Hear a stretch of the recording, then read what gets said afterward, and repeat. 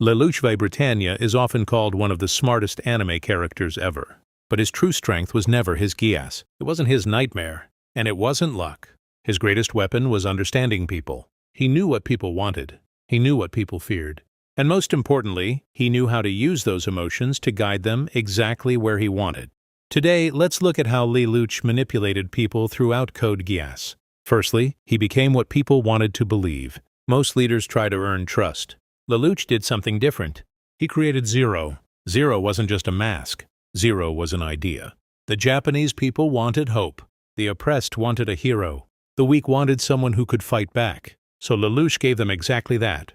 They didn't follow Lelouch Britannia. They followed Zero. And because people believed in Zero, they started believing in themselves. This is one of Lelouch's greatest manipulations. He understood that people are easier to influence when they are following a symbol rather than a person. Secondly, he understood people's desires. Lelouch rarely forced people to help him. Instead, he gave them what they already wanted. Callan wanted freedom. Ogi wanted justice. The Black Knights wanted independence. Each person believed they were fighting for their own dream. But in reality, their goals were moving Lelouch closer to his own. That's what made him dangerous. The best manipulators don't force people to move. They make people think it was their own choice. Thirdly, he controlled information. One of Lelouch's strongest weapons was information. He never revealed everything. He only showed people what they needed to know. The less people know, the easier they are to guide. Throughout Code Geass, Lelouch constantly hides information from both allies and enemies. By controlling information, he controlled the battlefield. And by controlling the battlefield, he controlled people. Lastly, he was willing to become the target. One thing that makes Lelouch different from characters like Light Yagami is that sometimes he uses himself as the bait. He understood that a leader cannot always stay behind the scenes. Sometimes the leader has to become the target so everyone else can survive. A good example is when Lelouch repeatedly puts himself in danger to protect the Black Knights.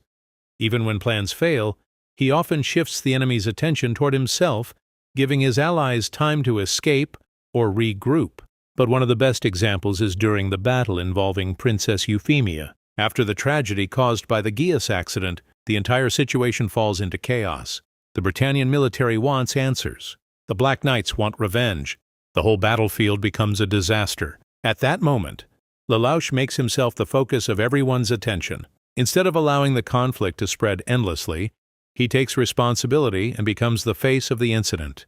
Whether people saw him as a terrorist or a villain didn't matter. What mattered was protecting the people who still had a chance to survive. This is something many people miss about Lelouch.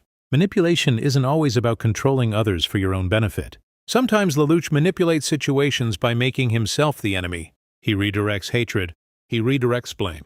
He redirects attention. And by doing that, he protects the people standing behind him. That's why so many people followed Zero. Not because he was perfect, but because he was willing to carry consequences that others couldn't. From becoming the symbol of Zero, to understanding people's desires, to controlling information, and finally using himself as the target, Lelouch's greatest talent wasn't Geass. It was his ability to influence people and situations in ways most never realized. So in the end, what makes Lelouch such a fascinating manipulator is that he wasn't manipulating people for money, power, or pleasure. His methods were often ruthless, sometimes even cruel. But his ultimate goal was creating a better future for Nunnally, and the world he wanted her to live in. Whether you see him as a hero or a villain, one thing is certain. Lelouch didn't just manipulate people, he manipulated history itself.